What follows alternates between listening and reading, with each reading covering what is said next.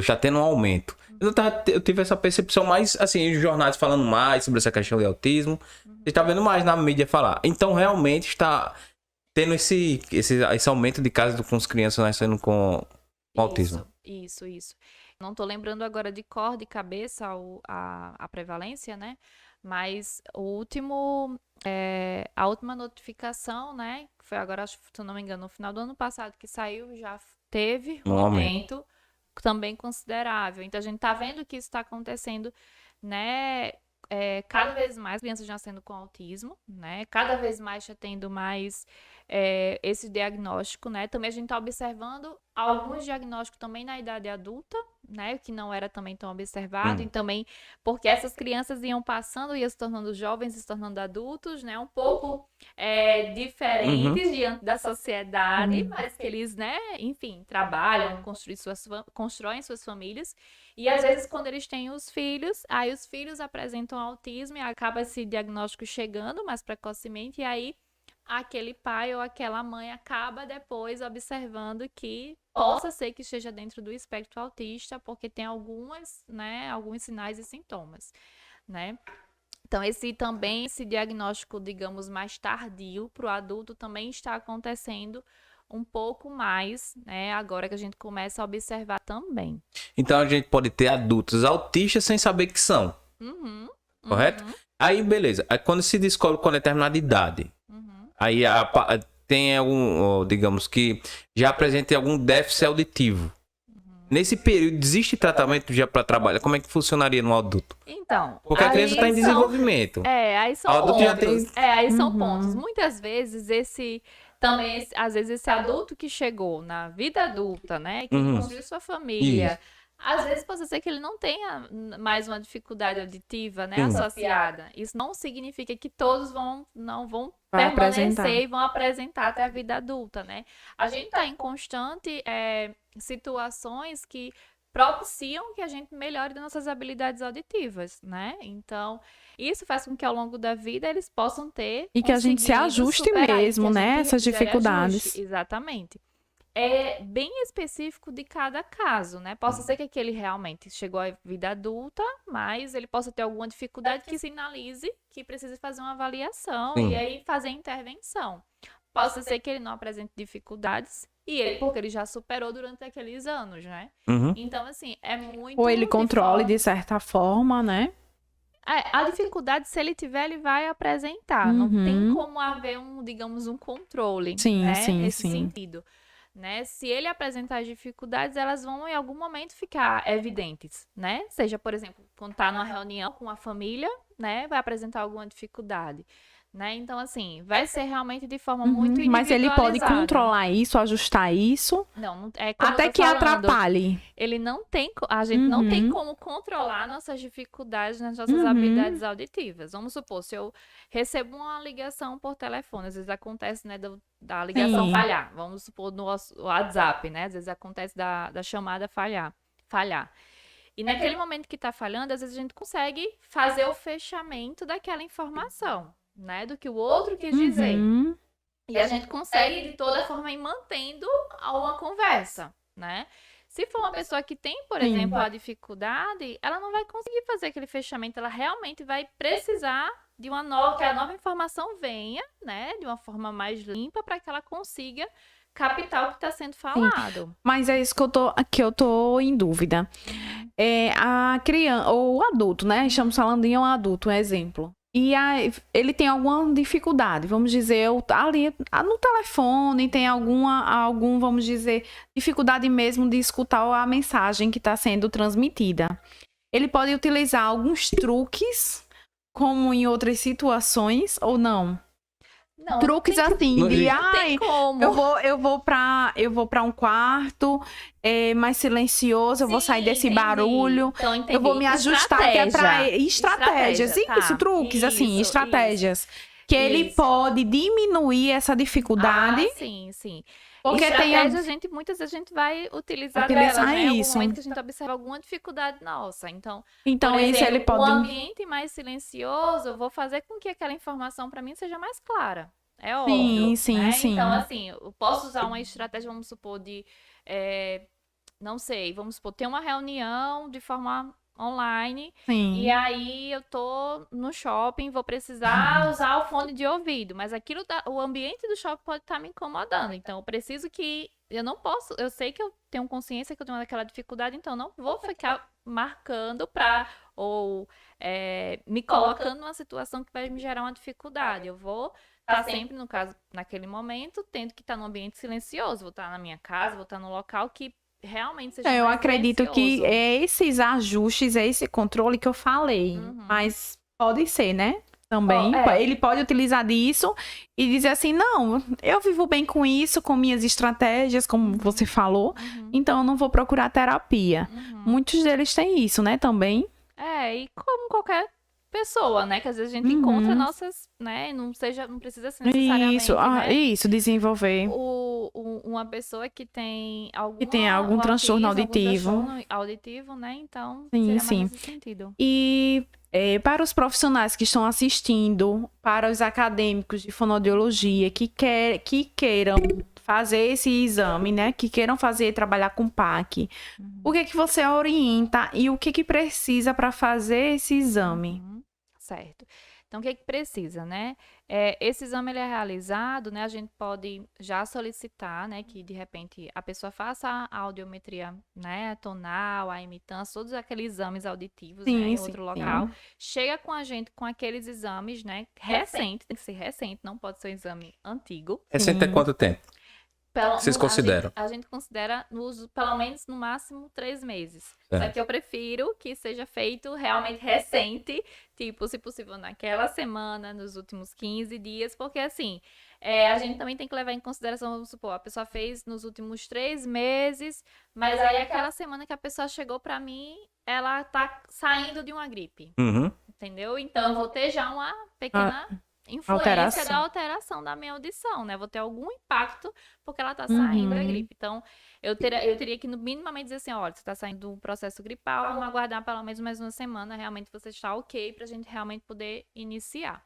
Então, o ideal é que seja realmente o mais recente possível, né? Em alguns lugares, quando é excelente, que a gente consegue fazer, né, junto já com a bateria. Então, a gente faz a primeira avaliação auditiva no mesmo local e já em seguida a gente já inicia a bateria, que é o ideal na minha visualização, né? Porque a gente realmente tá vendo que tá tudo ok, né, com aquela pessoa naquele momento e a gente já dá seguimento. E aí, para a bateria, né, se, vamos supor, seja no local que você não tem como fazer a imitanciometria, por exemplo, né, que é um outro equipamento, a audiometria você tem como fazer, porque você vai precisar também de um audiômetro para fazer a bateria de testes, né? Então, você poder fazer a audiometria. Mas aí, se você não tem o imitanciômetro, vou precisar, pelo menos, para a bateria de avaliação de processamento, de um audiômetro de 2 canais, que é importante falar, né? Porque eu vou precisar de 2 canais em orelhas, né? Eu vou colocar um canal 1 em uma orelha, canal 2 na outra orelha, então por isso que eu preciso de um audiômetro de 2 canais, né, para fazer essa avaliação. Vou precisar ter os testes para serem aplicados, que a gente precisa comprar esses testes para avaliação, para bateria de avaliação, né? Cabina, né, que é necessário também para a gente fazer essa avaliação.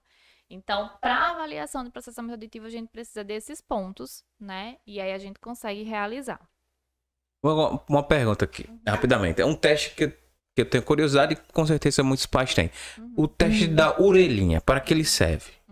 Então, o teste da orelhinha, ele vai observar como é que tá a resposta das células ciliadas que tem dentro do nosso ouvido, né, daquela criança, como é que ela vai responder àquele estímulo que está sendo dado. E aí, se eu tô tendo uma resposta daquelas células, significa que tá chegando o som para aquelas células auditivas, né? Então, significa que está o quê? Ouvindo, né? Então, quando a gente faz a triagem auditiva, a gente observa até esse ponto da cóclea dessas respostas auditivas que está acontecendo, né? Ao estímulo daquele som. Então, o teste da orelhinha é para esse momento a gente realmente observar. Às vezes acontece de quando fazer o teste, né? Às vezes a criança falha, né? Não passa. Muitas vezes acontece porque ainda ficou, a criança acabou de nascer, é recém-nascida, né? Às vezes ainda fica um pouco de vernix, que a gente chama, né? Então, um pouco de líquido, que aquilo pode estar influenciando. Por isso que a gente pede para fazer um reteste. Então é isso aí, pessoal. Você acabou de conferir um pequeno corte aí do canal da PhysioRunner Brasil. Lembre-se de se inscrever agora mesmo, só clicar aqui embaixo. E se você quiser conhecer esse vídeo aí por completo, o link estará aqui na descrição, tá bom? Então, clique em se inscrever e ative o sininho para que você possa receber as notificações dos próximos vídeos. Então, um forte abraço e até a próxima. Valeu!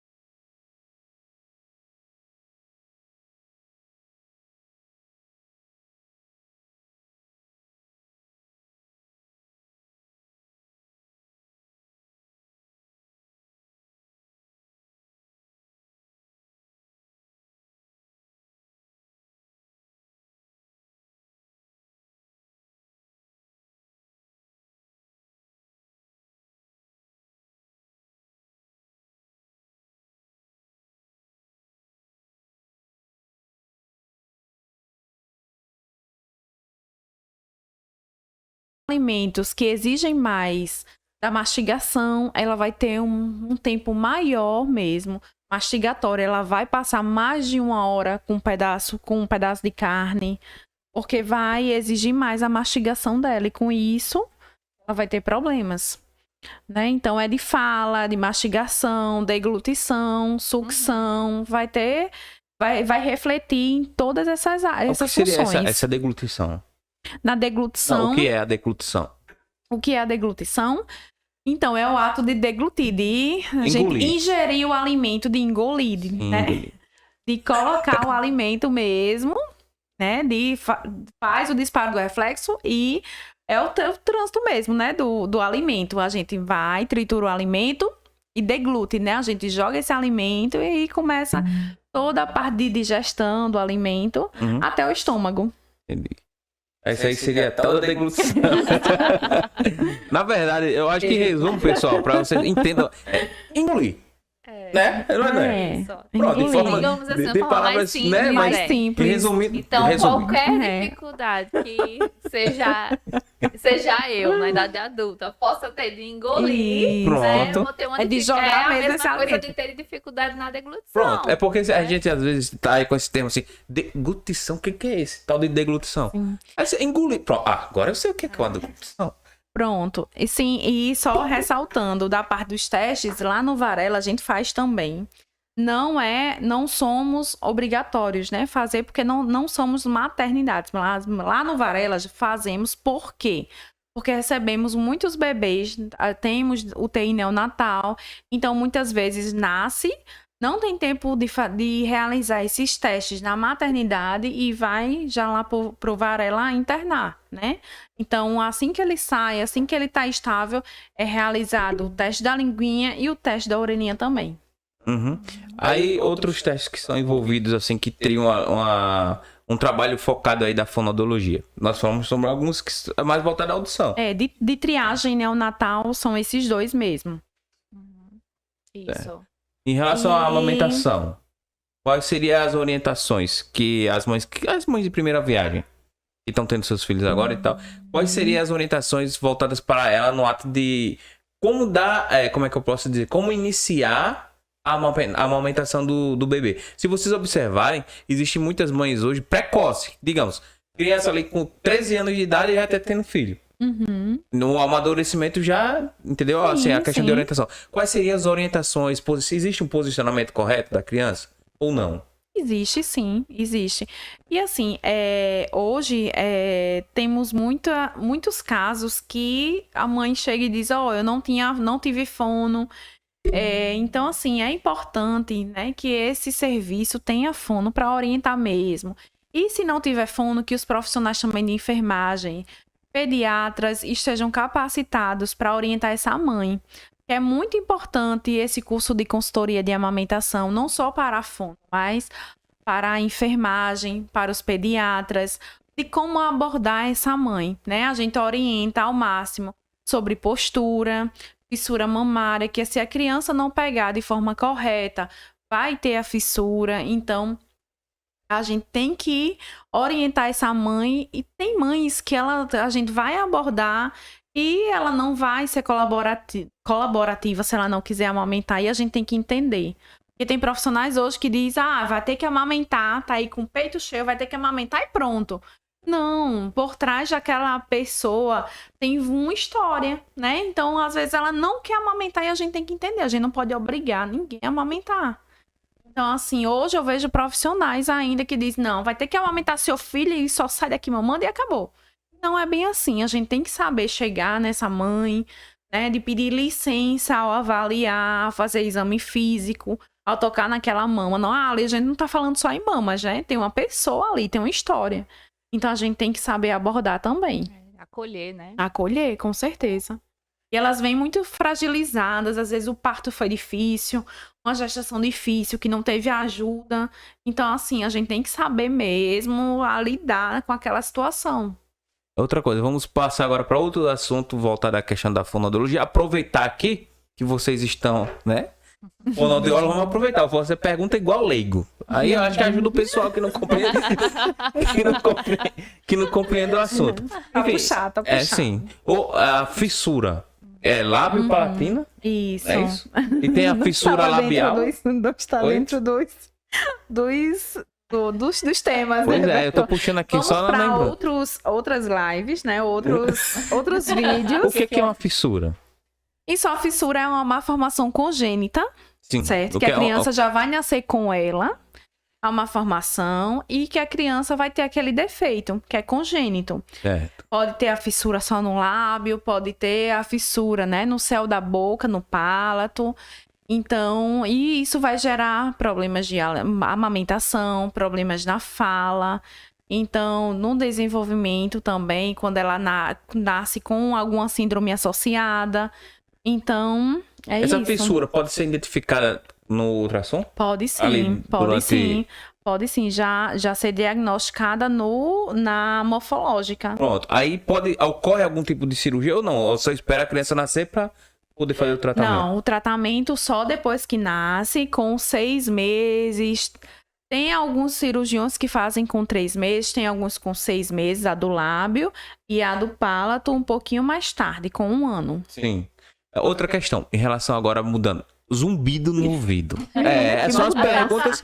Foi uma mudança brusca, não São foi? bruscas. Uma É porque mudança eu tô brusca. lembrando aqui só as perguntas que tem lá. Eu falo assim, Sim. zumbido no Já que ouvido. falamos sobre fissura, vamos voltar um pouquinho, né? Sim, vai lá, manda ver. Vamos voltar um pouco? Então, assim, Mande ver. e o fissurado, né? A criança que nasce fissurado vai ter também alguns déficits de audição, não é, Bianca? Isso mesmo. Né? Principalmente de orelha média, né? Eles podem apresentar com mais facilidade, né? Então, alterações mistas, né? Nessas crianças, né? A gente pode ter um impacto. E aí também que é importante, né? Esse acompanhamento. Essa criança, na verdade, ela já vai sendo acompanhada, né? Desde quando é observada a questão da fissura. E aí também faz esse acompanhamento com relação a questões auditivas, né? Para realmente, em alguns casos, a gente vai precisar de ajuda com amplificação também. Com quê? Enfim, amplificação, Sim. que é o uso do aparelho auditivo, né? E também com intervenção. Peraí, então a criança que tem problema de fissura pode ter problema de audição? Uma coisa pode levar a outra. Pode ter também comprometimento.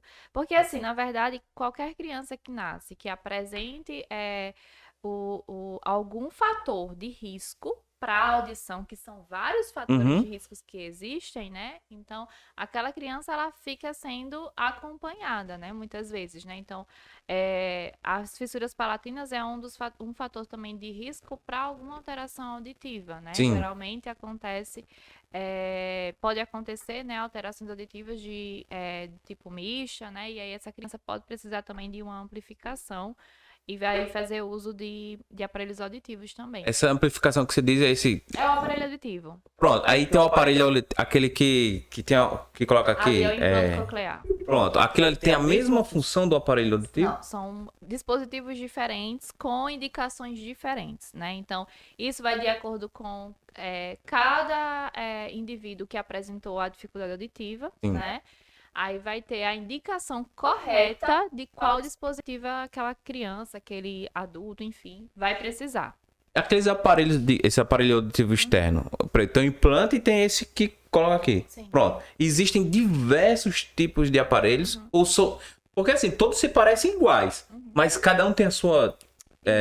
Isso. Cada aparelho auditivo ele vai ter a indicação, vai de acordo com o grau da perda auditiva. Então, se eu tenho uma perda auditiva leve, moderada, severa, profunda, eu vou ter um dispositivo diferente para aquele ganho que eu vou precisar. Né? Para ajustar Aquele as suas ganho auditivo. dificuldades, Isso, né? para ser ajustado de acordo com a dificuldade auditiva de cada pessoa que está apresentando ali. Né? Então, por isso que existem, né, várias empresas, né? Sim. E cada empresa elas vai ter os dispositivos para cada tipo de perda auditiva, né? Porque vai de acordo com o grau da perda auditiva que aquela pessoa está apresentando. Porque aqui tem uns aparelhos que é só. Mas funciona idêntico com aquele. Ou só a estética. Então, é por conta de acordo com o grau de cada pessoa, né? Então, se eu for mais leve, né? Então, eu posso de repente, ter uma indicação para usar um intracanal, que aí vai ser Sim, tá. mais, digamos, menos visível, digamos assim, para a sociedade. Também né? é só por Então, questões estéticas. ele vai ter Também, né? também um fator estético melhor, né? Não, mas eu digo assim, vai se você me indica aceitação. um que... Não, Aí eu... mas, Não, mas por eu quero um... exemplo, vamos supor, tem uma perda moderada, severa, né, ali. E aí eu não vou ter uma indicação, muitas vezes, de um aparelho que vai ter esteticamente melhor, Sim. porque ele não vai dar o ganho suficiente para mim. Entendi. Entendeu? Então, assim, vai de acordo com a necessidade de cada pessoa e o grau da perda de cada pessoa, né? E aí, de repente, de acordo com o seu grau, eu vou ter esse dispositivo para você, né? Essa possibilidade de dispositivo. Ah, assim, pra mim você podia... Não, então eu quero mais... Eu quero esse... Não. Né? As tecnologias Não, ainda pra mim era... não avançou a esse ponto, né? Por É. isso que, por exemplo, do implante coclear, né, que são em perdas mais profundas, né? Não tem como, por exemplo, a quem precisa do implante coclear usar um aparelho que vai ser esteticamente... tem função nenhuma. Não tem como. Ele não vai dar o ganho que eu preciso, né? Ele não vai trazer esse ganho necessário, né? Então, Eita. é de acordo com cada... Esses bebezinhos que tem esses implantes... Bebezinhos, diga assim, as crianças que tem esse implante coclear. Coclear. E vocês realizam um exame que já diz, aí esse aqui só a indicação vai ter que ser um implante coclear. É o Ou grau vai... da perda. O grau da perda que vai indicar, vai ter vários exames também que vão ser feitos, né? Enfim, vai ter a indicação. Aí, ou seja, a sua perda é severa. A única saída seria esse implante coclear. Não é isso? Isso. No caso, de acordo com a perda, né? A perda profunda, né? Fez os exames, enfim. Vai ter a indicação para aquela criança do implante coclear. Desculpe sair tanto, né, do São muitas roteiro. curiosidades. Mas depois vamos fazer um vídeo só de fissura, vamos fazer só um podcast de fissura, né? Outro sobre microcefalia, vai ser bem bacana. Então, Bianca, o sistema AFM, né? Voltando para o processamento, o transtorno de processamento auditivo.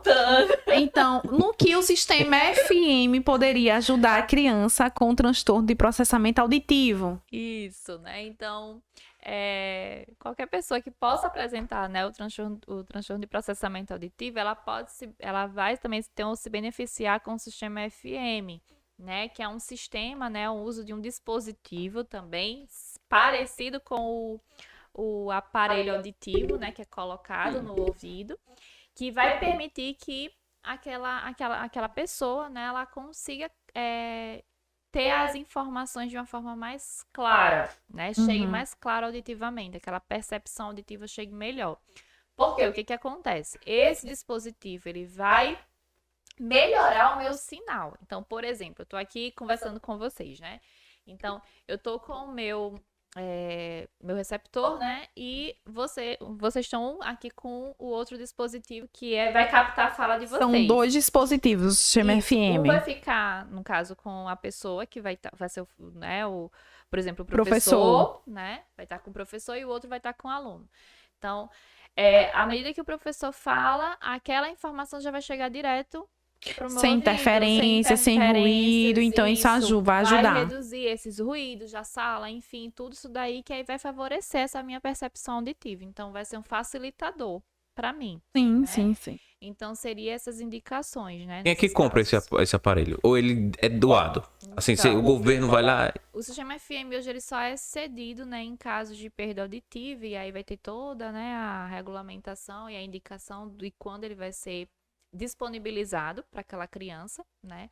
Com relação ao transtorno de processamento auditivo, isso ainda não é uma realidade, né? Desse dispositivo está sendo disponibilizado. Então, acaba que para o uso do sistema FM, a pessoa, no caso, teria que realmente comprar, né, para esse dispositivo. Não é algo barato, né? Não sai por um valor barato. Então, infelizmente, isso acaba não sendo um recurso que acaba sendo realmente para toda a população que precisasse, né, que apresentasse o transtorno de processamento auditivo e fosse uma indicação para favorecer essa percepção auditiva nesses momentos com maior dificuldade. Então, aí esse aparelhozinho como se fosse um microfone, alguma coisa desse tipo, que fica com o professor? Então, o que fica com o professor, ele tem vários formatos, depende da empresa, né? Mas eles são pequenos, fica aqui, né? Como se fosse menor do que o celular, né? Então é pequenininho, coloca no pescoço, falo com as mãos, então Aqui, ó. Aqui, é ó. complicado. Aqui, ó. Pronto, acho que foi. Aqui, pronto. Então, é um dispositivo ele pequenininho, né? Coloca no pescoço, fica aqui próximo. Tem alguns que são como se fosse parecendo uma caneta, enfim, eles são pequenos. E o outro que vai ficar com o aluno, que é como se fosse mesmo um aparelho fone de auditivo, né? Então, assim, é algo super tranquilo, né? E aí, é ligado àquela informação chega, o sinal vai ser bem melhor. Uhum. E o SUS não disponibiliza, né? Não. Só Ok. nesses casos que eu falei. De perda auditiva. De perda auditiva, que vai ter a indicação, né? Que aí pode ter essa disponibilização. Mas antes da utilização desse aparelho, existe algum treinamento? Ou botou, já tá tudo certo? Não, então, esse aparelho, ele melhora essa percepção, né? Então, eu vou ter uma melhora. Imagine que você tá com... Quando a gente tá escutando música, né? Se a gente colocar a música que é a viva voz, se a gente tiver com um barulho acontecendo ali fora, a gente vai ter uma dificuldade de escutar aquela música. Se eu pegar meu fone de ouvido e colocar aqui, eu vou escutar melhor, porque aquela informação tá chegando direto, né?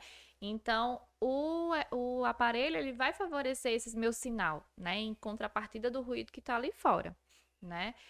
A intervenção do processamento auditivo, né? Ela precisa ser feita, né? O dispositivo, ele vem como algo a favorecer ainda mais para aquela pessoa aquela percepção. Mas a intervenção a gente precisa realizar. E voltando à linguagem, né? Entrando nessa parte de linguagem, meu filho tem preguiça de falar. Uhum.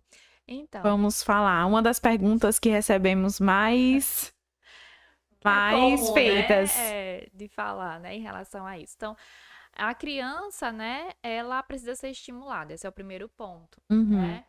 Então, muitas vezes essa criança precisa do estímulo, né, dos pais, de com quem ela tá vivenciando, se tá com os avós em casa, né, enfim.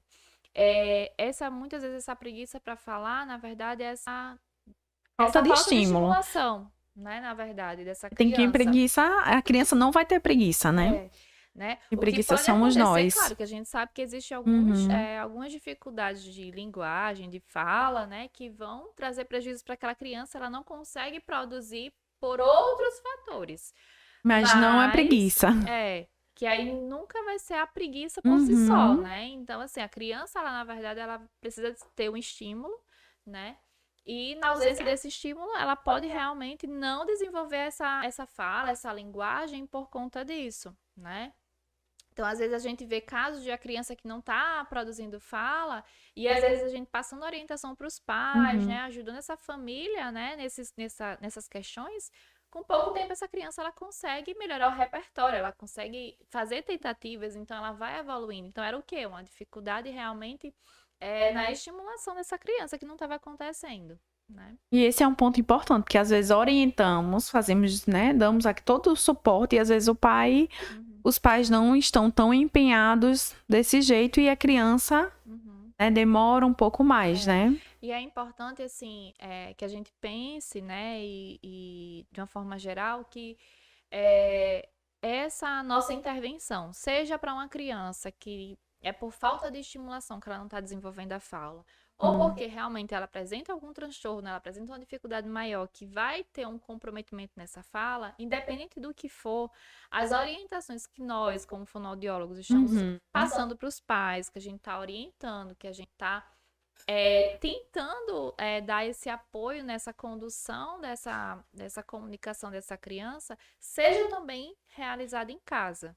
né? Saia do set terapêutico, né? E chegue também em casa, né? A gente tem que pensar que aquela criança, muitas vezes ela está conosco só 2, 3 vezes na semana, às vezes mais, mas são em momentos pontuais. Aquela criança ela precisa de estimulação nos outros momentos também, né? Então, mesmo que os pais, porque eu trabalho, não tô com ela sempre, mas ela tá em algum contexto, né, com outras pessoas, né? Então, se de repente não são eles, né, que estão diretamente com ela, mas passa as orientações para os avós, né? Chega em casa, passa.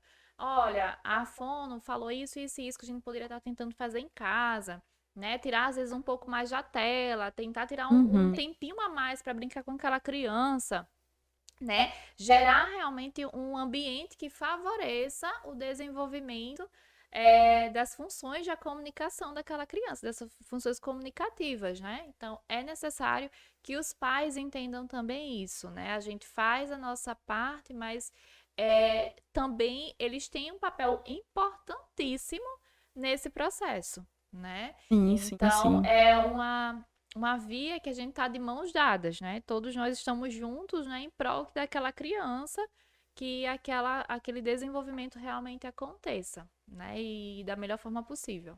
Existe alguma quantidade de palavras que é esperado que uma criança fale em determinada idade? Então, em média, né, a criança vai começar a produzir as primeiras palavras, né, com direcionamento, com função a partir de 1 ano, né? E aí a gente espera que até 1 ano e meio, mais ou menos, ela tenha já um repertório mais ou menos. Não significa que os pais, a partir de agora, vão ficar contando quantas palavras essa criança vai ter. Mas a gente espera que ela tenha em torno de uns 50 palavrinhas. Então ela vai falar mamãe, papai, vovó, titia, água, né? Claro que Lua. lua, sol, né? Enfim, brincar, quer bicar, muitas vezes que a criança fala, enfim. Ela vai ter um repertório. A partir daí, ela vai desenvolvendo cada vez mais palavras, né? Porque a criança é como se fosse uma esponjinha, ela tá só absorvendo aquelas informações, né? Então, quanto mais ela tem exposição, né? Tem estimulação, né? Então, ela tá absorvendo aquelas informações. E aí, a partir dos 2 aninhos, é quando a gente vai começar a ver aquelas tentativas maiores de construção de frases, né? Então, ela vai começar a unir as palavrinhas para tentar dar água, quer mamar, enfim, quer brincar, né? Ela vai começar essa construção. Uhum. Mas aí os pais, eles devem ficar atentos, por exemplo, se, por exemplo, meu filho tá com 1 ano e meio, só fala mamãe e papai e vovó, vamos supor. Então, alguma coisa pode estar acontecendo, né? Possa ser uma falta de estimulação, né? Por exemplo, o que está acontecendo com aquela criança? Então, é importante ficar atento e, nesses casos, né? Procurar, né, o profissional para avaliar aquela criança, para, enfim, se for fazer as orientações necessárias, né, para que aquela criança desenvolva aquela linguagem. Digamos que eu desconfio que meu filho tá com algum problema desse. Qual seria o profissional que eu... Lógico, a gente tá falando da fonoaudiologia, mas eu quero perguntar o seguinte. Os pais, eles podem ir direto para a fonoaudiologia ou tem que passar por outro profissional, como, por exemplo, um médico, para que possa só assim ser encaminhado? A gente vai ter 2 caminhos, na verdade, né? Hoje em dia, como tem o plano de saúde, né? Ou então o próprio SUS, né? A gente vai precisar que essa criança passe pelo médico, né? E aí o médico vai fazer essa indicação para o profissional. Se a gente está falando de um outro contexto em que, por exemplo, o pai, né? Ele vai acabar pagando de forma particular, ele já pode fazer esse caminho direcionando já para procurar diretamente o profissional do fonoaudiólogo. Então, são 2 caminhos diferentes. Mas pelo plano de saúde também tem que passar pelo médico. Passa pelo médico. Isso tudo dificulta a vida do familiar. Por quê? Porque, digamos assim, é como se a profissão dependesse de outro profissional para que só assim pudesse atender a criança. Porque se meu filho tem algum problema, que eu tenho a percepção que pode ter ligação com a questão da fonoaudiologia, eu poderia ir direto. Porque não seria como é que eu posso dizer? Seria uma porta aberta, um acesso direto. Porque senão eu tenho que passar por um médico. Já é difícil. Aí imagina aí, o tempo que eu vou levar para arranjar um médico. Para que esse médico encaminhe meu filho para que chegue no fonoaudiólogo. De uma forma que esse caminho poderia ser feito diretamente. Seria bem mais fácil. Mas assim, se os familiares, como você falou, tiver condições financeiras, eles podem ir direto. Mas pelo SUS, eu não teria como chegar diretamente no fonoaudiólogo?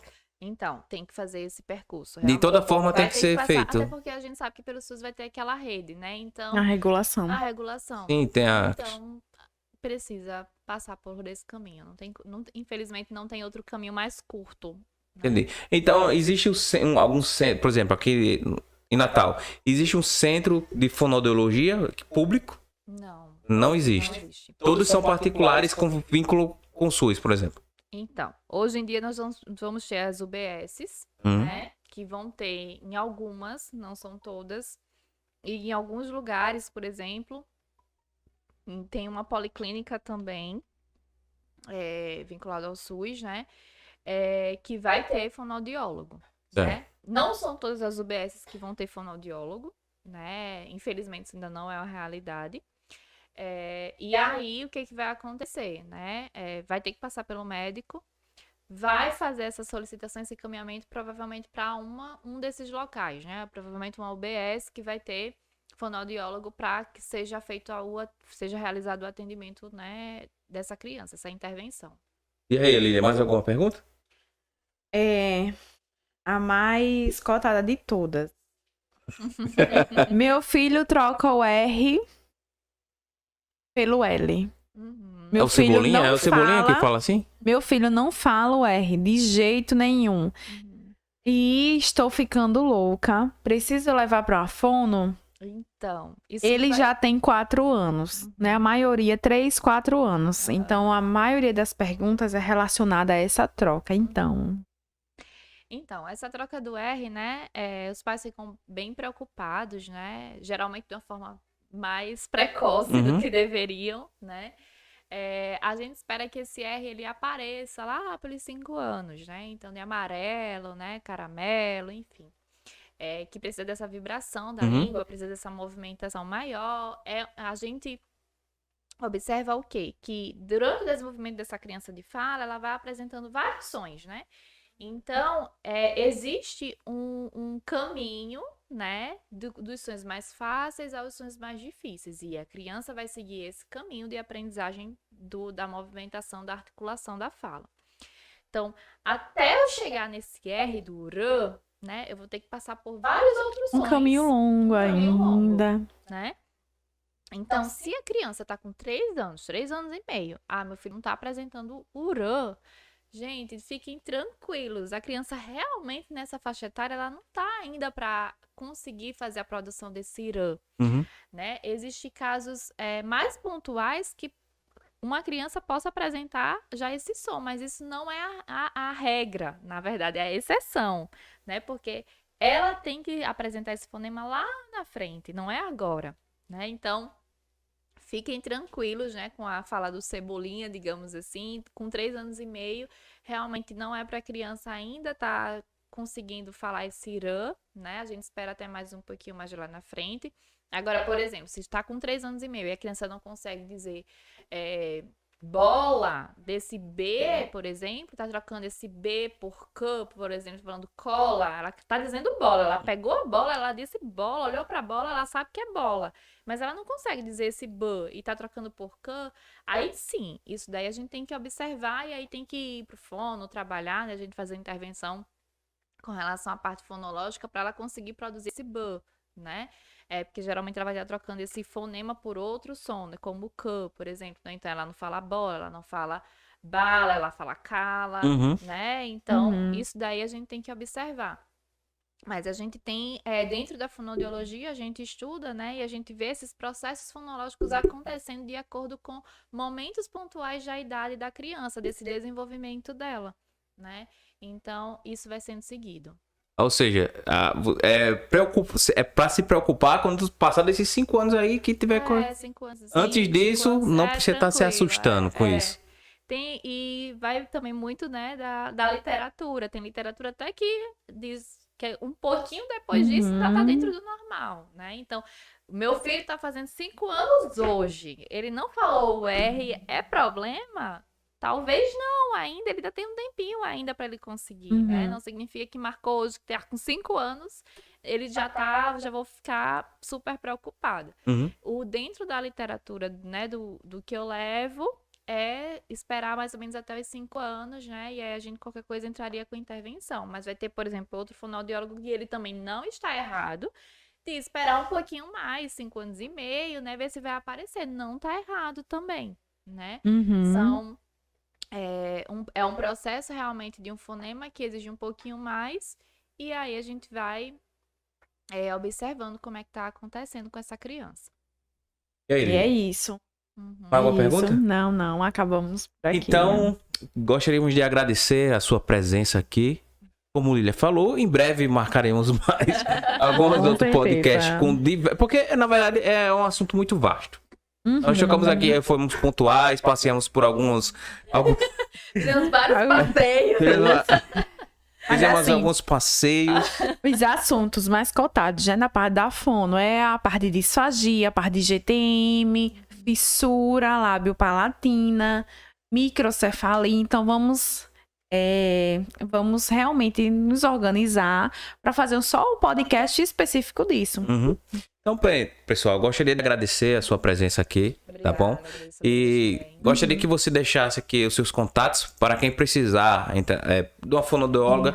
Pessoal, é importante que todos os profissionais que passem aqui nos nossos programas, se você tem interesse em, eu quero uma consulta com fonoaudiólogo, então fique atento aqui no nosso programa que vamos trazer os melhores profissionais para esclarecer diversos assuntos para vocês, assim como tocamos em vários aqui, tentamos abordar o maior número de assuntos possível, tá? Isso. Eu espero e vamos ter também só um pouquinho assim, vamos ter a participação de vários profissionais, psicólogos, pediatras que vão passar por aqui também e vai ser muito importante. Então, essa é uma oportunidade de vocês terem um contato mais próximo desses profissionais, apesar da nossa aparente distância, né? Você tá aí do outro lado, nós estamos aqui. Mas para resolver isso é simples, é só deixar a sua pergunta nos comentários para que possamos responder, assim como inúmeras perguntas que foram tratadas aqui nesse assunto, tá? Então, com isso, gostaria que você deixasse aí... outra coisa, uma pergunta que eu tenho que fazer. Em relação ao atendimento, você só realiza atendimento presencial ou atendimento virtual, que são hoje chamadas teleconsultas? Como é que funciona isso? Então, hoje eu faço os atendimentos presenciais, né? Hoje eu tô mais voltada para o presencial mesmo, mas eu ainda tenho atendimento de forma online. Pronto, né? então isso é um bom saber. Remota. Pronto, é bom saber. Então, pessoal, se vocês estiverem em outros estados, ou futuramente, quem sabe vocês estão em outro país, simples, é só entrar em contato com a doutora Bianca, através do contato que ela vai passar agora para vocês. E vocês podem ter essa consulta aí à distância, né? Que hoje estamos vivendo nessa, como é que eu posso dizer? Nessa era mais moderna, que é a utilização desses meios digitais, e assim se aproximando tanto de profissionais médicos, enfermeiros, fisioterapeutas, entre outros, os quais até um tempo não tínhamos. É tanto que por alguns planos de saúde existe a teleconsulta hoje. Em vez de você ir na clínica, é só pegar no seu aplicativo, eu vou marcar a agenda aqui uma teleconsulta. Ou seja, é bem melhor para alguns pacientes que têm problemas de locomoção, que estão acamados, então tem aquela consulta a teleconsulta com aquele profissional. Enfim, gostaria que você deixasse aí o seu recado final e os seus contatos aí para o pessoal que deseja entrar em contato com você. Certo, eu quero agradecer mais uma vez, né, pelo convite, por estar aqui com vocês, a gente conversando um pouquinho, né, sobre as várias áreas da fonoaudiologia, né, e aí também passar para vocês que podem entrar em contato, né, podem fazer perguntas, estou disponível, né, para sanar qualquer dúvida que vocês tenham ainda permanecido, né? Então, que queiram entrar em contato. O meu Instagram é o FGA, né? fonoaudióloga.biancavital, tá certo? Então, vocês podem me encontrar lá e aí tirar qualquer dúvida que tenha ficado ainda. Então, pessoal, mais uma vez, muito obrigado. E, pessoal, o contato dela, caso vocês não tenham anotado, vai ficar aqui na descrição do vídeo, tá? Lembre-se de se inscrever aqui no nosso canal, ativar o sininho, colocar em todas as notificações e deixe o seu like também. Então eu vou esperar vocês na nossa próxima live. Acompanhe o nosso Instagram, que vai estar aqui na descrição. Assim você vai ficar sabendo quais serão os profissionais que irão passar aqui, tá bom? Então, muito obrigado e até a próxima. Valeu!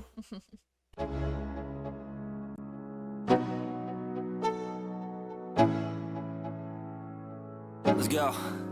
Yo. I'm like an addict, do I gotta have it. I ain't even playing, got a really bad habit. If it moves, gotta grab it, fuse like a magnet. Lose, won't have it till I'm doomed in a casket. I ain't playing, got a weird mind. If you work 8 hours, I'ma work 9. If the shit tastes sour, you should taste mine. I'ma stay in power for a long time. Get up, nah, I ain't a quitter. Toss me the ball, I'm a really big hitter. Big picture, I'm a straight killer. Rising the song to the highest bidder. Got juice, got gas, I'ma move fast. New shoes, new tracks, like who's that? I'm new, come back, better than last. Yeah, it's a new me, never gonna look back. I'm never gonna look back. Cause damn, I was built to last. You move slow and I move fast. and that's facts.